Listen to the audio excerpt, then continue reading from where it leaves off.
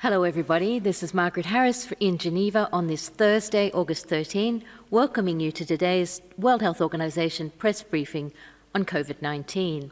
We have with us, as always, the WHO Director General, Dr. Tedros, along with Dr. Mike Ryan, Executive Director of our Emergencies Program, Dr. Maria Van Kerkhove, Technical Lead for COVID-19, and a big panel of experts today. So please ask a good broad range of questions. Our experts include Dr. Bruce Aylward, Dr. Mariangela Simao, Dr. Sumia Swaminathan, who's joining remotely, and quite a few others. As usual, we're translating this simultaneously in the 6 official UN languages, plus Portuguese and Hindi. Remember that under the Zoom system, you need to go to the Korean button to use Arabic. But now, without further delay, I'll hand over to Dr. Tedros. Dr. Tedros, you have the floor.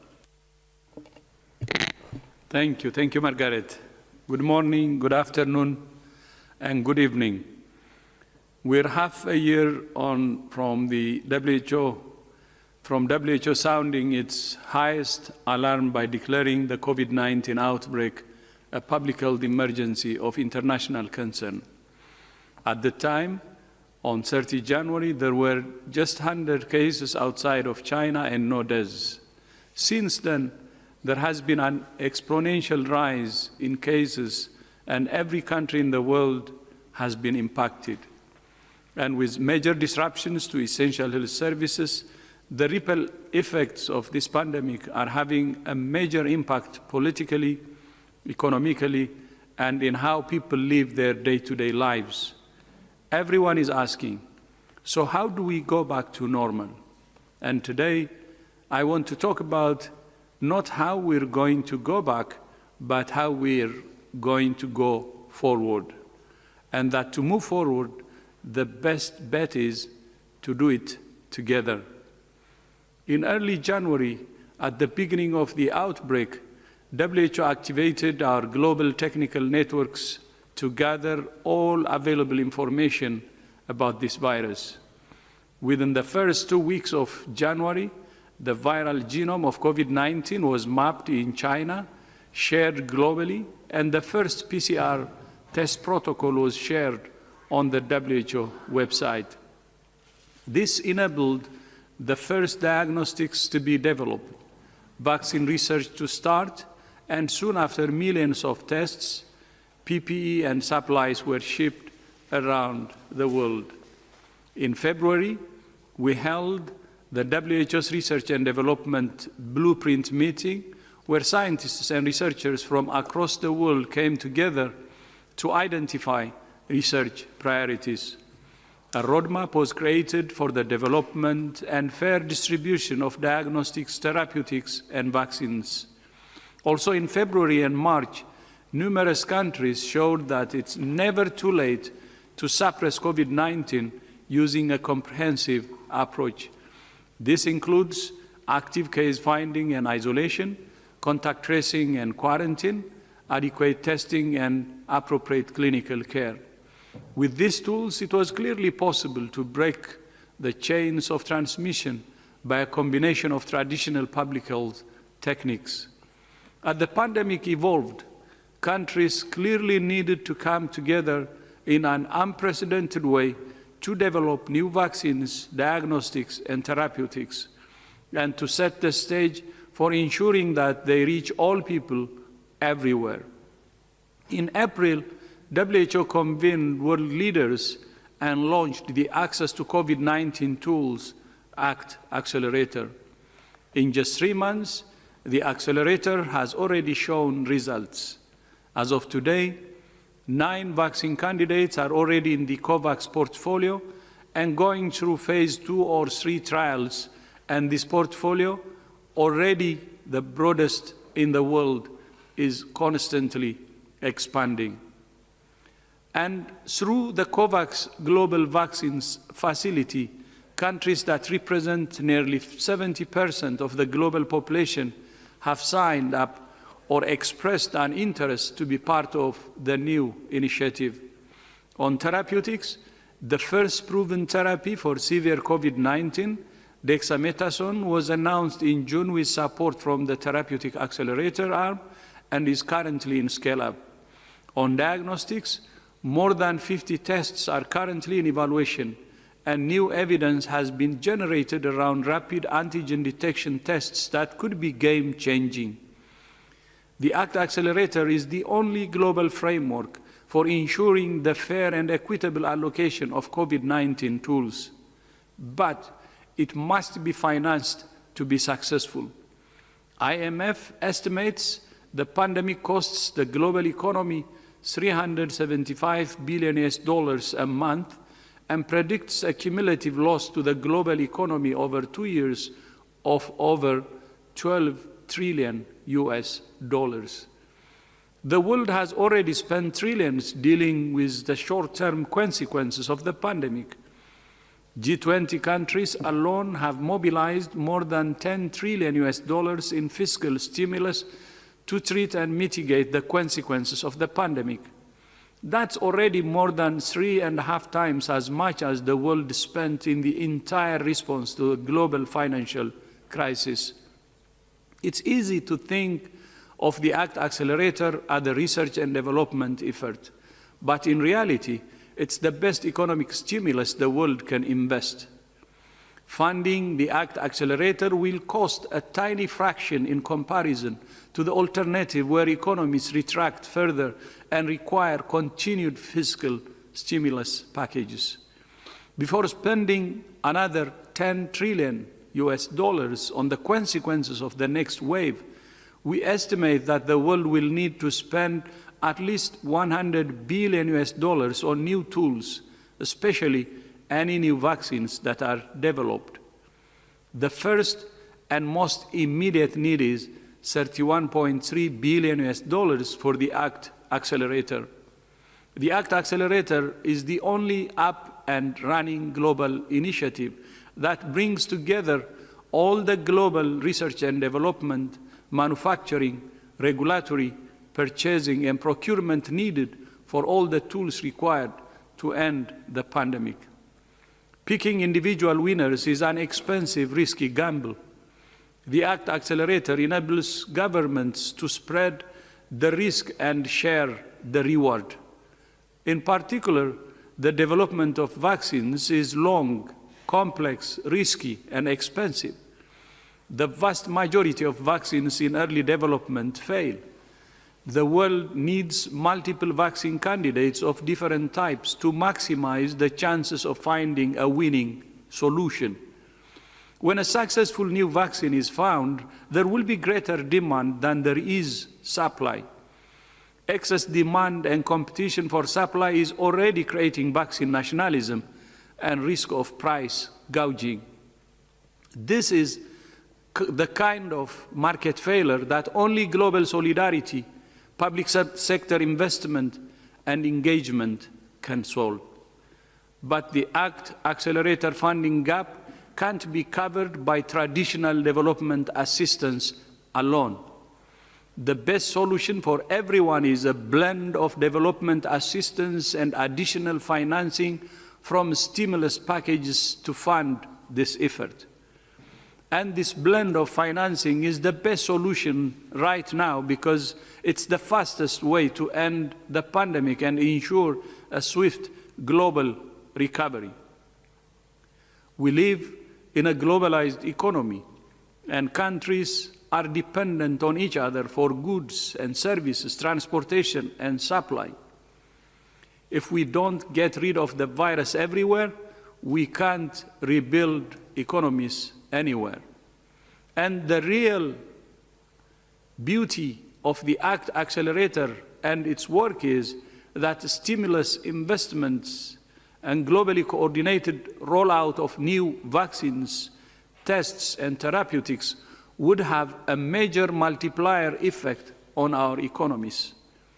The sooner we stop the pandemic, the sooner we can ensure internationally interlinked sectors like travel, trade, and tourism can truly recover.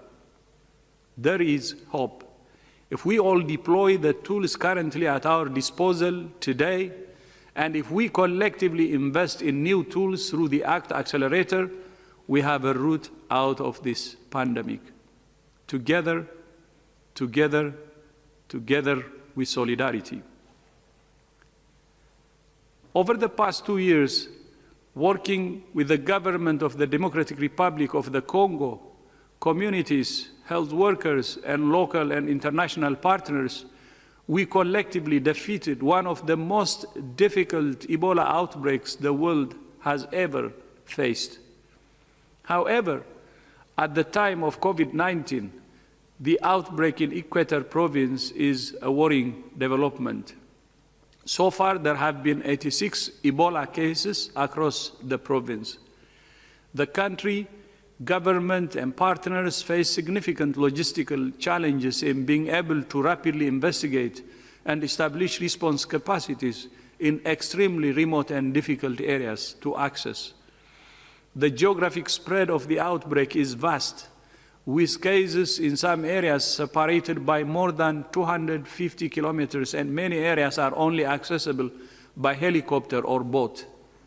Right now, WHO has approximately 100 staff on the ground working with the Ministry of Health, UN agencies, NGOs, and communities.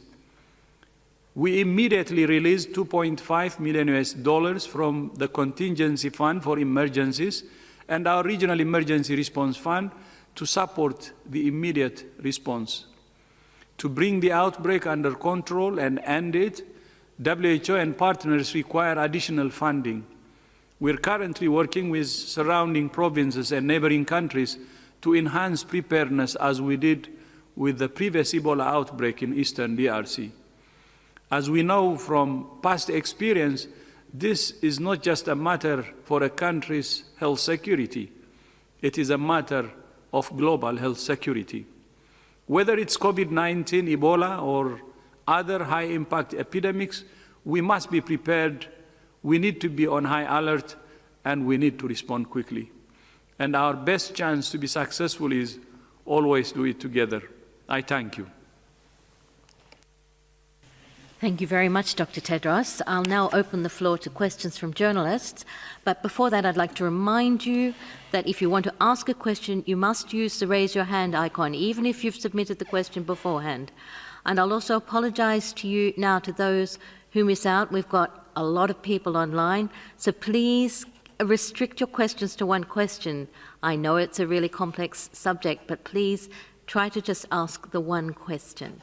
We've got a lot of very strong science and health journalists on the line, and we'll start with Helen Branswell from Stat News. Helen, could you unmute yourself and ask your question? Hi all. Thank you very much for taking my question. I've asked it before, and I'm going to ask it again. One of these times the answer might be different. Is there any evidence yet of, confirmed reinfection of cases of people who had earlier had infection and have had a second subsequent infection? Thank you. Hi, Helen. Thanks for the question. It's a timely one. I think this is on the minds of many individuals. There are some examples of countries that have suggested that an individual may have been reinfected. It's still not confirmed. What we need to be able to do is to look at a few things. One is the testing that's been done in an individual and how long that individual tests positive, because some people can have PCR positivity for many weeks, not just days, but many weeks. And it doesn't necessarily mean that they are infectious for that long. In fact, we know that they are not infectious for that long. There are some examples of individuals who have had, that have tested PCR positive, and then after several days, several weeks, have tested, after testing negative, have tested positive again. We've had some examples in Korea, and that was not an example of reinfection.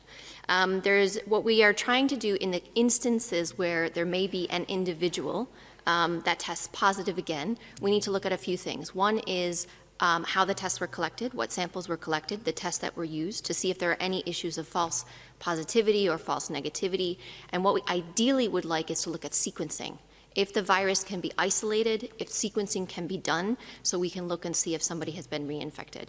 The third thing that we're looking at is the immune response that an individual has after infection. You've heard us talk about this quite a lot. There's a lot that we're still learning. We expect that individuals who are infected with the SARS-CoV-2 virus develop an immune response. We don't know for how long that immune response lasts. We don't know how strong it is or for how long it lasts, and that is something that is currently actively under development. And of course, somebody will have protection from reinfection while they have those antibodies. So it's a long-winded answer to say we don't know yet, but we are actively following up any examples where this may be suggested.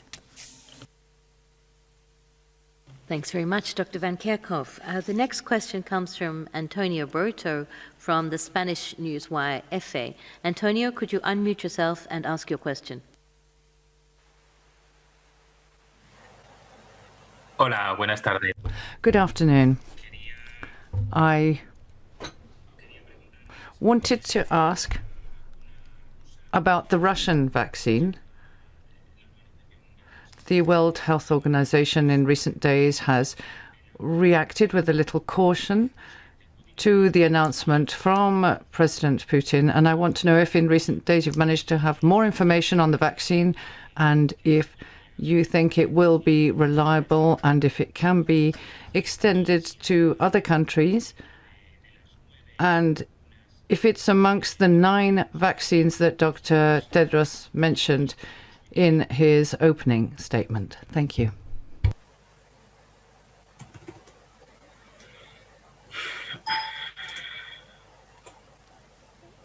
The question was about the Russian vaccine. So thank you very much. This is Bruce Aylward, who's heading up the Hub for the Arctic Accelerator. As everyone on the call is aware, we have now dozens and dozens, indeed, well over 170 vaccine candidates that are under evaluation around the world at different stages. 26 of those have been in clinical trial, one of which, as people on this call will be aware, was the Russian vaccine. It was not one of the vaccines that are in the COVAX portfolio. I think there was a specific question about the 9 that are in the portfolio. It does not include that vaccine or those vaccines. And in terms, I think there was a specific question about whether or not we would see the WHO expanded use of that. We don't have sufficient information at this point to make a judgment on that, and we're currently in conversation with Russia to get additional information, understand the status of that product, the trials that have been undertaken, and then what the next steps might be.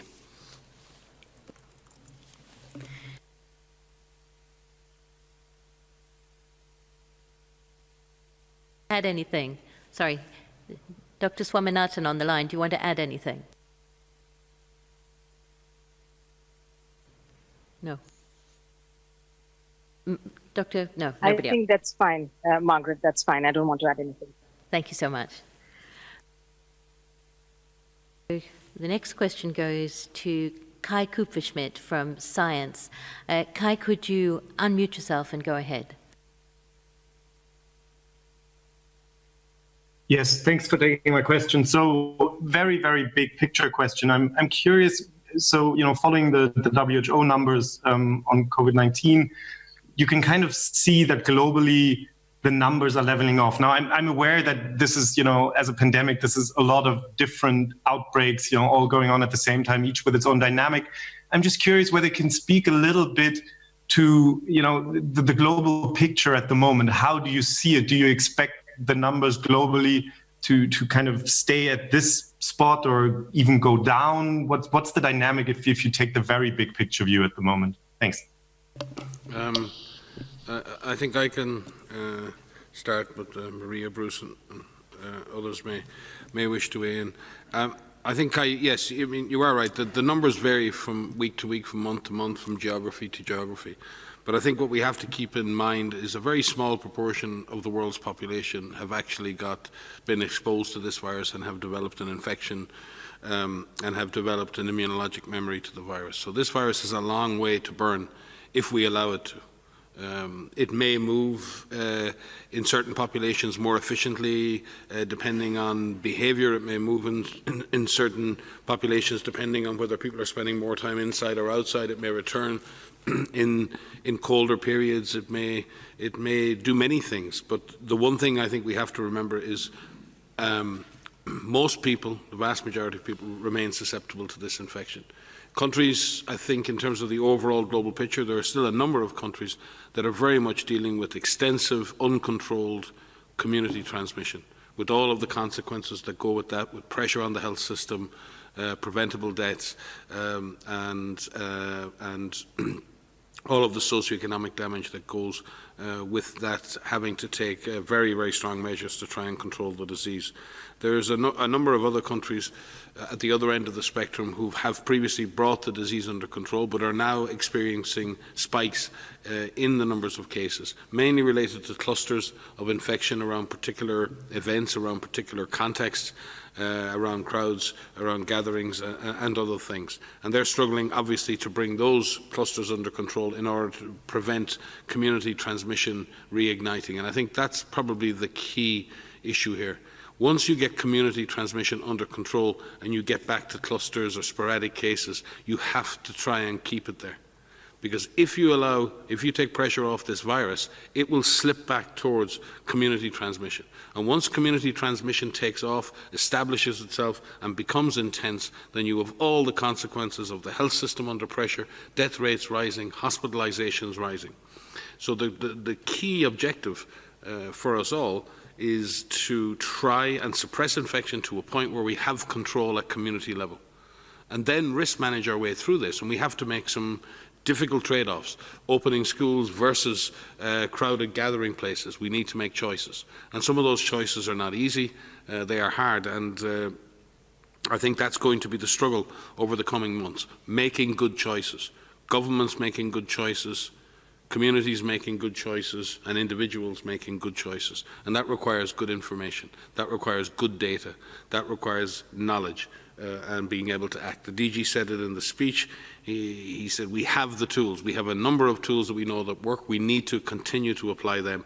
And we need to, as he has alluded to, and Bruce as well, we need to accelerate the development of vaccines, and we need to be able to pay for a massive expansion in our capacity to deliver vaccines to everyone that needs them. But I would characterise the global situation now. Yes, we've seen a plateauing of numbers, Kai, and I know you track that every day. But this is like the cascades of a waterfall. You can go down one level and you think you're in calm water, and you go over the next level and you're in a waterfall again. So I do think we need to be very, very careful. Calm waters do not mean the storm is over. We may just be in the eye of the storm and we don't know it. So I think absolute vigilance now. And those countries that have made progress, please retain that progress. You will lose that progress if you relent, if you become complacent. Those countries that are in community transmission, the DG keeps saying it, there is always time to turn it around. Some of the countries now that have the best numbers are countries that had terrible outbreaks only a few months ago. Look at Italy. Look what Italy has achieved in terms of its ability to control this disease. It is never too late to put this virus under pressure. So those countries that have made progress give us hope, but those countries who have made progress need to remain vigilant.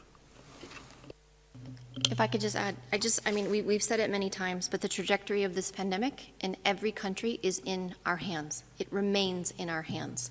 And I think that we need to say that as much as we possibly can, because there is hope of countries that have been in terrible situations, as Mike has just said, that have turned it around.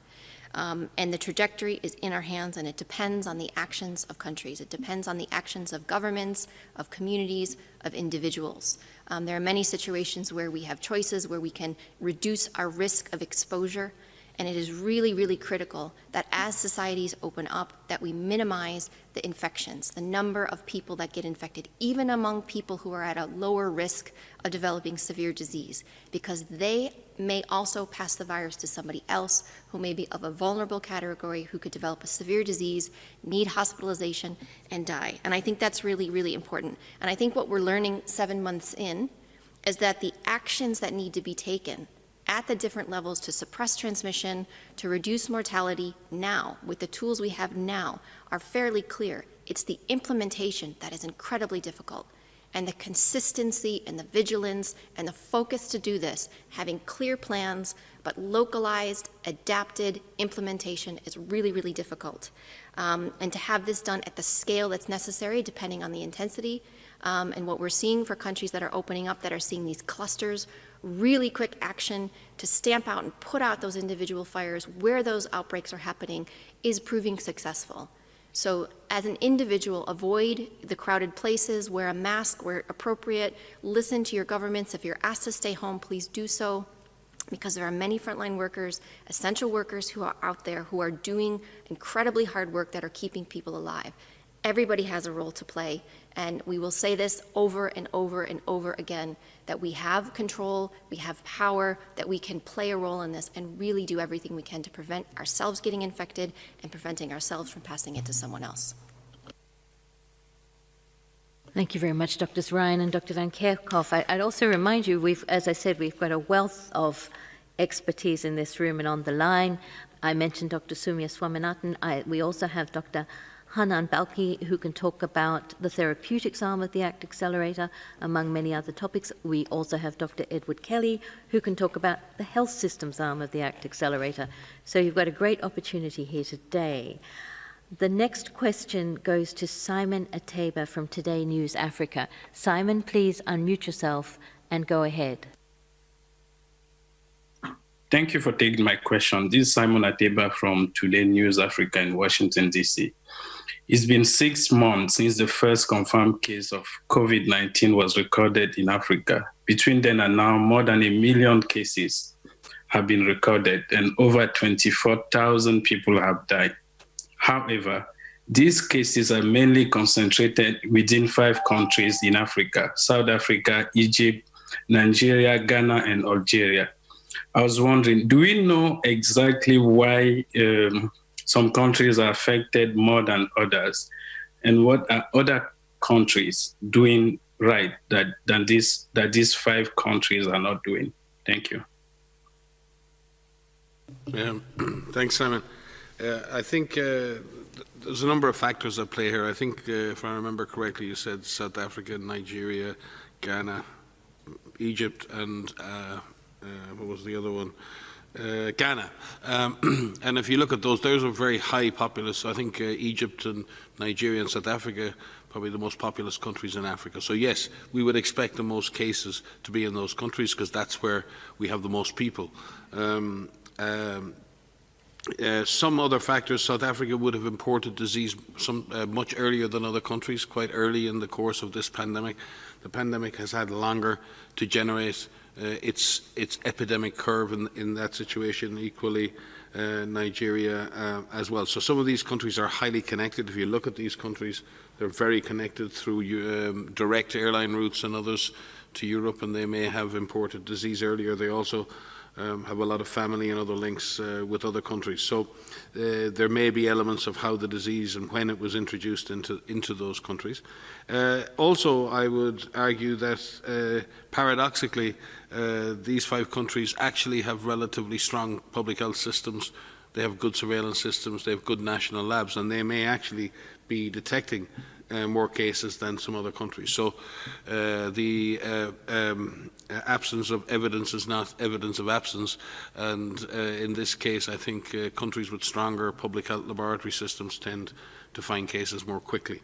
So equally though, on the other side, there are risk factors associated with these countries, and that is large, dense urban populations in Nigeria, in South Africa, in Egypt.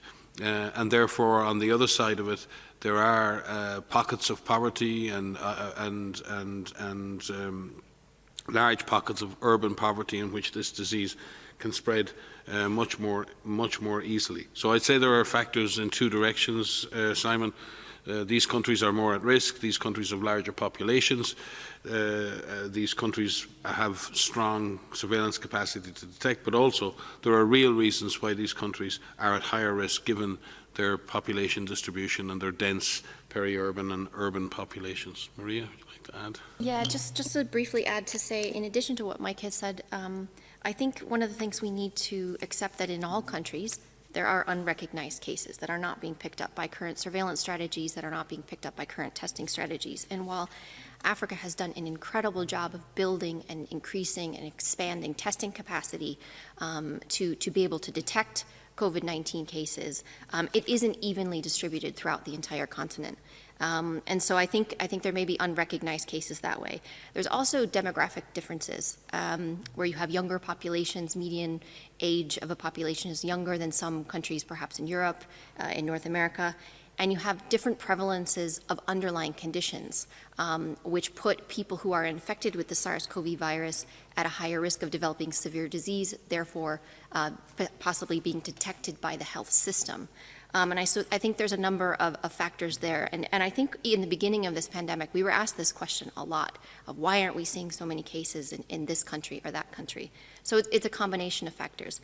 I think one of the things that I find quite interesting are the results from the early seroepidemiologic studies. There's a variety of them, a large number of them that are happening across the globe, more than 100 at present. And some of the early results in Africa are suggesting that there are people who have detected antibodies, meaning that they have been infected, but they were unrecognized. They weren't picked up by the current system. And so I think we also need to look at that data as well. And perhaps they didn't develop a severe disease, or they didn't develop a disease and therefore weren't picked up. So as Mike has said, it's a number of factors that are largely contributing to why we see differences in testing and differences in detection across countries. Thank you very much, Dr. Ryan and Dr. Van Kerkhove. The next question is from Bianca Rotier from Il Globo, Brazil. Bianca, can you unmute yourself and ask your question? Thanks a lot, Margaret, for taking my question here. Yeah, Bianca, I'm correspondent in Switzerland for Globo News and Globo, the largest TV network in Brazil. And China, my question is about China that announced today that chicken wings imported from Brazil tested positive for COVID-19. So what should be done in a situation like this? Can we get infected by the virus from food, including frozen food? What are the risks? What are the recommendations for consumers, people that work in transportation of food and also in production and packaging, and of course to companies and governments as well? Thanks a lot. So thanks for the question. I can start, and maybe Mike, you would like to supplement. So yes, we are aware of the reports of these tests. What we understand is that China is testing on packaging. They're looking for the virus on packaging, and they've tested a few 100,000 samples of looking on packaging and have found very, very few, less than 10 positive in doing that. We have issued guidance with FAO on food handlers and working with food, working with frozen foods, working with live foods to keep people safe in their working environment. We know that the virus can remain on surfaces for some time, but the virus can be inactivated on your hands if you wash your hands or use an alcohol-based rub. And if the virus is actually in food, and we have no examples of where this virus has been transmitted as a foodborne, whereas someone has consumed a food product, the viruses can be killed, like other viruses as well, can be killed if the meat is cooked. So we have issued guidance on how to ensure that people who are handling these products can work safely. And may I just add, because I think people are already scared enough and fearful enough in the COVID pandemic, it's important then that we track findings like this, and it's important that we don't discount scientific evidence where we find it. But it's also important that people can go about their daily lives without fear. People should not fear food or food packaging or the processing or delivery of food. Food is very important, and I would hate to think that we would create an impression that there's a problem with our food or there's a problem with our food chains. They're under enough pressure as it is already. We will continue to track findings like this, but as Maria said, there is no evidence that food or the food chain is participating in transmission of this virus, and people should feel comfortable and feel safe in the now. There are many other reasons why we need to protect and we need to cook our food properly, and there are many other contaminants of food that occurs, but I think we should not be placing COVID as a risk in this area. I think it's important that we don't conflate observations like this into a major concern around food. Our food, from a COVID perspective, is safe, but there are many other reasons that we need to keep our food chain safe, and many people work very, very hard across the world to ensure that our food is of safe and of the highest quality. And Dr. Van Kerkhoff. The next question goes to Michael from CNN. Michael, can you unmute yourself and ask your question? Good afternoon from Ottawa. This is Michael Bossack here. I'm a contributor to CNN Opinion. There's been a lot of talk, thank you for taking my question. There's been a lot of talk about the expected demand for the new vaccine, but as you know, anti-vaxxers have taken to social media in a big way. In fact, I'd say there's almost a virus of disinformation out there about the future vaccine. And according to a CNN poll in May, and this is quite shocking, about 1/3 of Americans said they would not get vaccinated against coronavirus, even if it were widely available and low cost. And then just quickly, I interviewed just now the head of Rotary International, John Halko, and he said one of the end games of COVID crisis will be vaccinations and that there will be resistance. However, there's a lot to learn from polio in terms of how to overcome the resistance. So my question is, what needs to be done? Have governments underestimated the degree of resistance, and is it too late to counter that effectively? Thank you.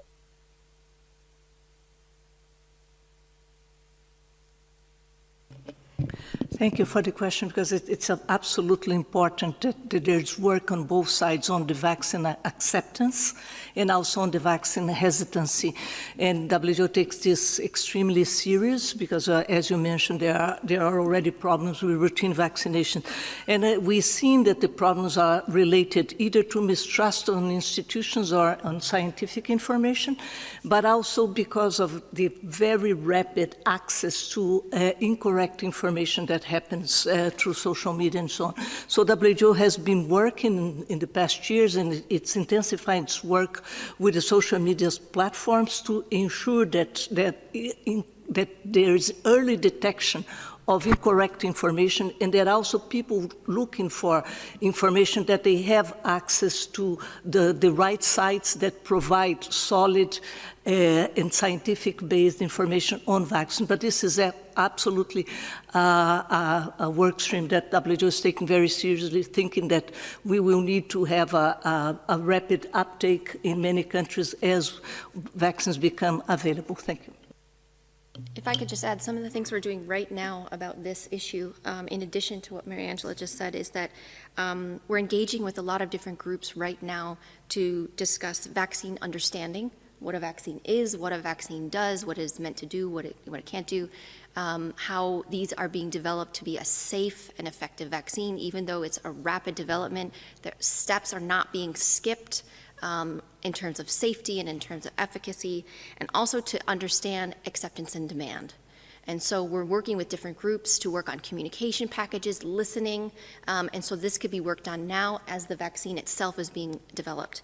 But what we understand from most countries that are communicating with us, most groups that are working with us, civil society, individuals, that most people want access to a safe and effective vaccine. So there's a lot of different avenues that we are pursuing, but really trying to increase vaccine understanding, acceptance, and demand is something that we take very, very seriously, and we're listening and we're learning and we're developing those communication packages. And maybe also speaking to the costs of doing all of this, we need to invest in a dialogue with people, with communities, in creating the conditions in which these vaccines, we hope, can be introduced in the most successful way. There are reasons for vaccine hesitancy, there are reasons for lack of acceptance of vaccines, and they range from specific fears about the vaccine to distrust of government. There are many different reasons, and Bruce has vast years of experience in polio, overcoming issues and misunderstandings and misinformation. Spent many years at it myself. If you think about Congo, Eastern Congo in the last year and a half, we were using an investigational use vaccine, brand new vaccine, in a population in the middle of a highly conflictual situation with a very disrupted society. And through the work that we, UNICEF, the government and others did with communities, we had 97% acceptance of vaccine amongst eligible people for that vaccine. That's incredible. That's a great testament to the people of Congo, to their understanding, to their acceptance. But it's also a two-way street. There must be a dialogue. People need to be allowed to have a conversation about vaccines and have a proper conversation. It's not a one-way street. It's not about shoving things down people's throats. It's about having a proper discussion, good information, a good discussion on this. And people will make up their own minds. And I think science and government have a job to do, and that is to make the case. I think communities and people have a job to do, which is to listen to that case. And hopefully the result of that will be a widely accepted, successful vaccine that could bring this pandemic to an end. Bruce? Hi, thanks, Mike. And Michael, thank you for the point. I don't want to belabor it because others have covered the big points, but first, no one's underestimating this. And one of the ways and things that we're doing to address it also is to make sure that we're putting together an integrated package of tools. And that's what the ACT Accelerator is all about. We all want a silver bullet, but we want to make sure we have multiple ones. We need better, faster diagnostics. We need therapeutics. We need the vaccines. Not everyone may use a vaccine. It may not work in everyone, so we need the other tools. And as Mike has been emphasizing, we need those tools now, especially the diagnostics, to be able to get the massive step change in terms of the coverage of folks who, number one, know their status, whether or not they have the disease, and number two, whether or not they're still shedding and they're isolated properly. So that's the reason, and again, one more of the arguments, as we do all these pieces to work now to be prepared for optimum uptake, that we also have the other tools. Maria made the point, but it's another thing to emphasize.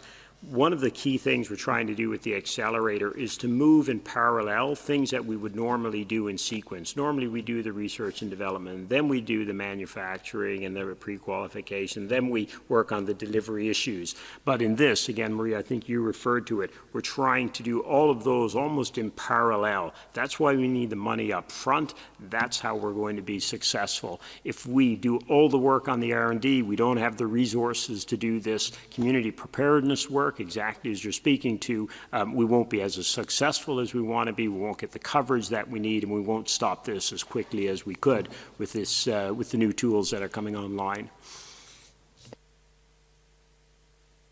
Thank you very much, Dr. Aylward, Dr. Simao, Dr. Van Kerkhove, and Dr. Ryan for all those fantastic answers. The next question goes to Ye Li of Xinhua. Ye, please unmute yourself and go ahead. Okay, thank you for presenting my question. My question is still about the vaccine. So WHO has always been promoting the equal distribution of vaccines. So now I want to ask, how many countries now have publicly declared that if they have an effective vaccine against COVID-19 being developed, and they will treat it as a public good for the world? And what are the positions of the major countries that have most developments in the vaccine research? Thank you.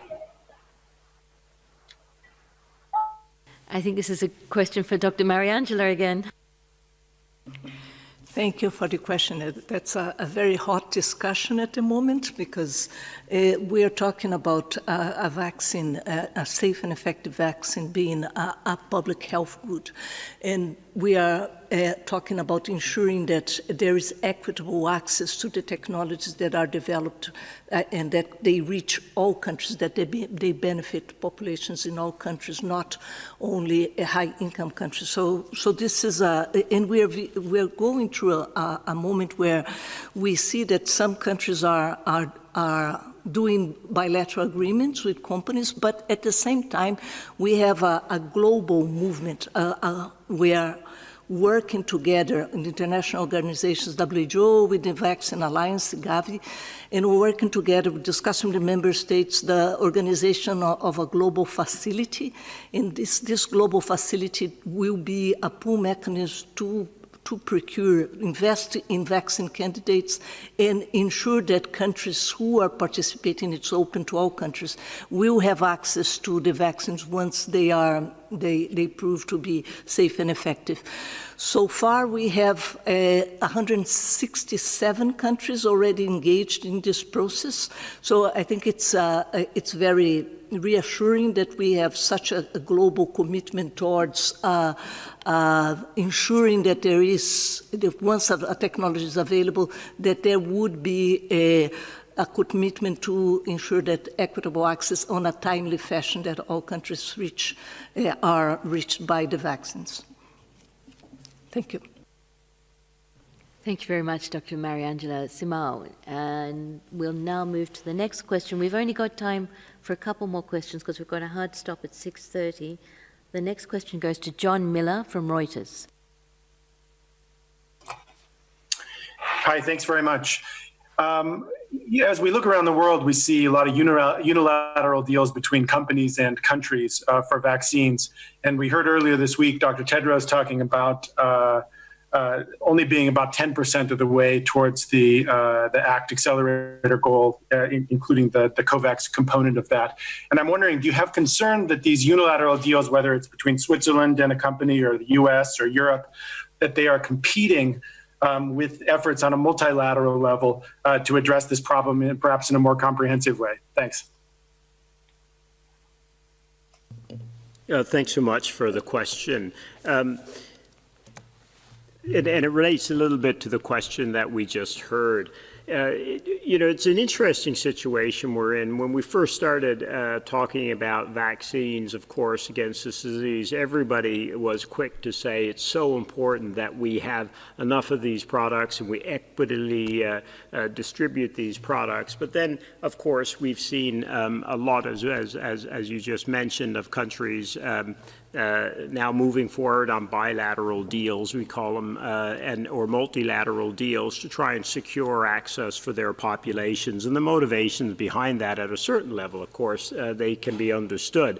What's interesting now, and it's a little bit the point that Mariangela just spoke to, is over the last couple of months, there's been an increasing recognition among countries that it is not enough to vaccinate their own populations, and they're also recognizing that they don't need to vaccinate their whole populations immediately to get the biggest bang potentially from these vaccines. And what we're seeing more and more is that even in fact, just over the last few days, even in weeks, we're seeing countries that have set bilateral and multilateral deals coming to us and saying, look, how do we work with you to make sure that we're part of a solution that ensures that this rolls out simultaneously to the world? Like the Director General said, there's self-interest in this as well as the moral case for it, because there's a recognition we cannot get the global economies moving again. We cannot get travel, trade, transportation. The world is just too interlinked. And what we've got to do is get pressure off the health systems, because that's been what the real drag on the economies have been. In the course of doing that, we'll save lives. And we can do that, again, a little like Mariangela mentioned, by vaccinating a proportion of the global population together much more effectively than if we were to try and do pockets of it, completely, one at a time. And it's been encouraging and just striking how many countries that are doing deals. And on the other hand, remember, as countries are making deals and the rest, they're sending very loud messages that they want these vaccines, and then manufacturers have a whole new confidence that they need to expand their capacities. They need to produce more of these products, produce more of it at risk. So the key thing at this point is, how do we harness all of those investments into a global solution? And that's what the Director General was speaking about. It's the time now that we have hard evidence that the best solution is to roll this out simultaneously globally. Every economy is interlinked today. It just will not work otherwise. And as we move toward that, now it's trying to work out, okay, the nuts and bolts. If you've bought a lot of vaccine over there. How do we work with you to make sure that that can be part of a global solution? And that's really where we are. And remember, we have some time to sort this out. We hear a lot of panic about buying and deals, et cetera. But we have a couple of months to work together as a global community to find the solution to this. So we roll these out in the way that's going to be most effective. So a global solution where we're all pooling our risks, pooling our procurement would be the ideal. If we do separate deals, then it is how do we coordinate these so that we don't prejudice any part of the world in a way that's ultimately going to be detrimental to everyone, even those who work to try and vaccinate their own populations completely first. Yeah, perhaps I'll leave it at that. But Mariangela, you've been a big piece of this work. Anything to add?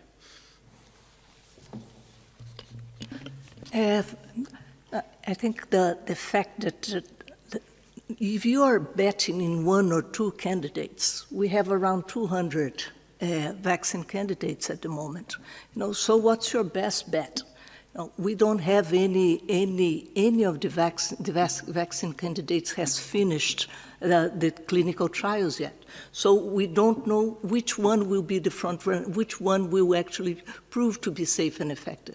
So we are encouraging countries to join a global facility because we will have access to more candidates, and you have a better chance to actually have concrete access, be able to procure one of the successful candidates. I think this is the main issue. Sorry, just going to come back on it for 1 second because, again, the Director General in his comments, he mentioned some numbers that are so staggering, right? $10 trillion in global stimulus financing, fiscal stimulus financing to deal with the consequences of this disease, not even the causes.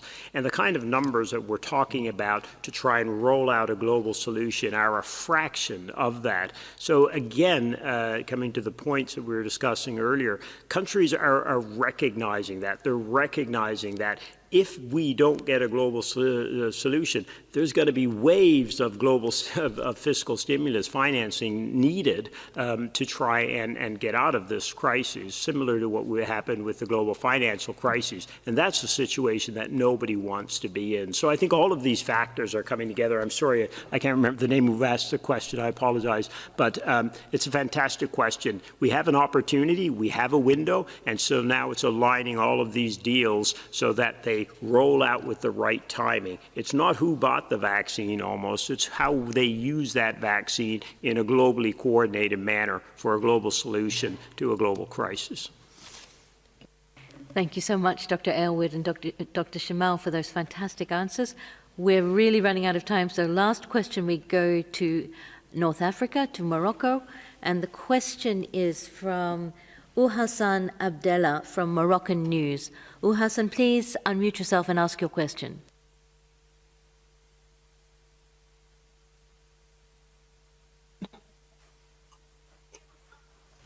Thank you for giving me the floor. I'd like to ask about the number of cases in Morocco, where more than 1,400 cases are registered every day or even more. Since the implementation of policies in the country, how can you explain these numbers in Morocco? Thank you. Shukran. Thank you. Shukran. I think this question will be for Dr. Ryan.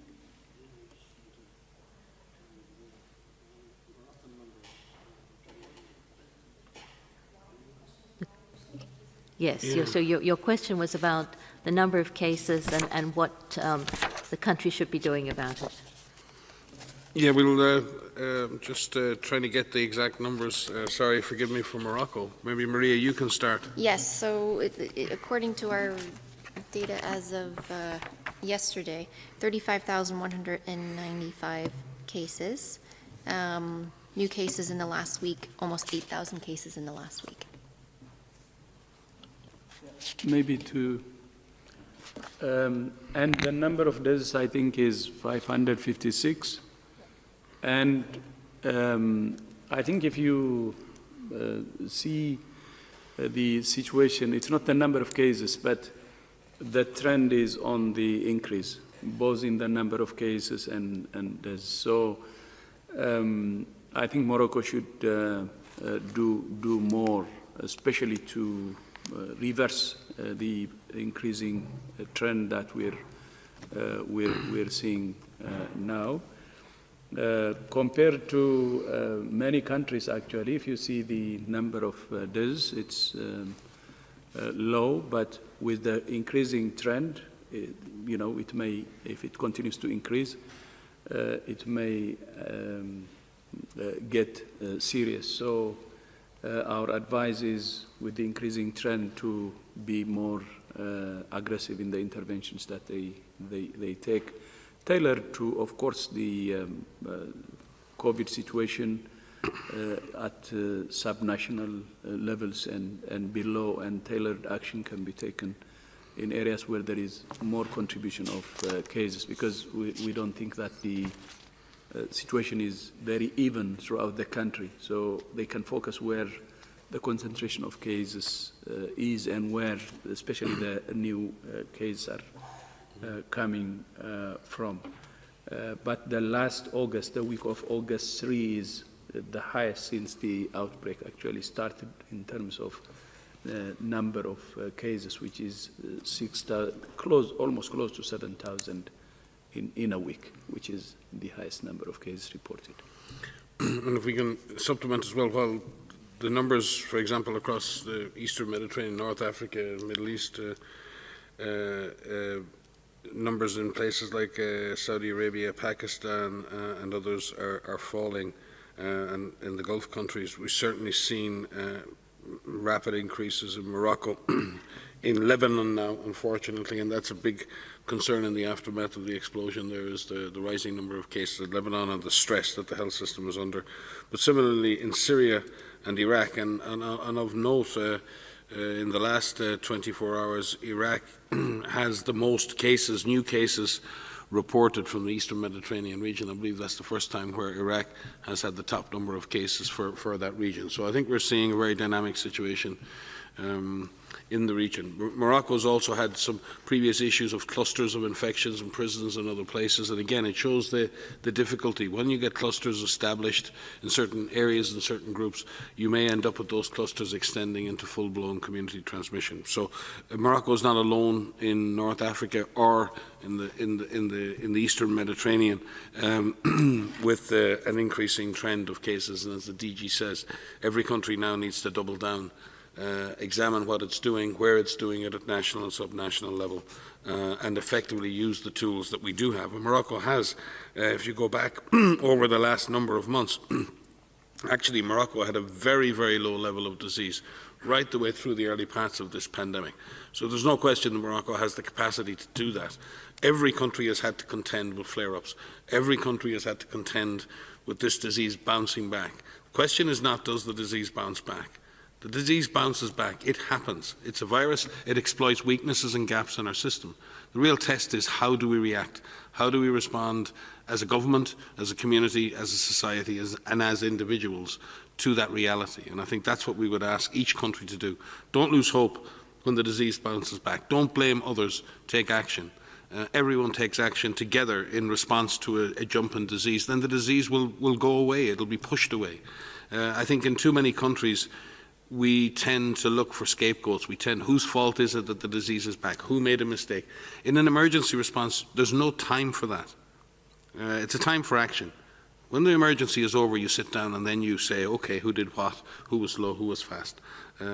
And during an emergency, we need everyone to act together and act quickly. And I think Morocco has demonstrated right the way through this pandemic its capacity to keep disease at a low level. Morocco needs to get back there again, with many other countries who are in a very similar situation.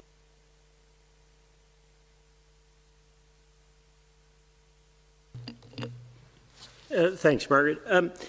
Just to Mike's point, this really comes back to what Kai asked earlier about this leveling of virus that we're seeing globally. I mean, what we're actually seeing, and as Mike talks about all the time, is two factors. The first is the scale of the susceptibility in the world, the vast majority of the population in the world is susceptible to this disease. The second thing that we're seeing is the stringency of the application of control measures is dropping. People are coming closer together, as Maria's been talking about. Masks aren't being used always the way that they should, et cetera. And so any leveling of the disease that we're looking at should just lulling you into a sense of false security, because this disease, like Mike's been emphasizing, has lots of space to still cause trouble. When it does level, Kai, we have to take advantage of that opportunity to really get the testing in place, get the isolation capacity in place, get the contact tracing and quarantining working, because the vaccines are not going to be here tomorrow, but the virus is here today, which means we've got to use the tools we have today, or we're going to see these flares just like our caller from Morocco emphasized. But there's so much can be done long before we have a vaccine. Thank you so much. And on that important note of hope and action, I will close the press conference. Remember, we will post the audio files, and we will also post a copy of the Director General's speech. Now I'll hand over to the DG, Dr. Tedros, for final words. Yeah, thank you so much. So thank you to those who have joined today, and see you on Monday for our next presser. Thank you.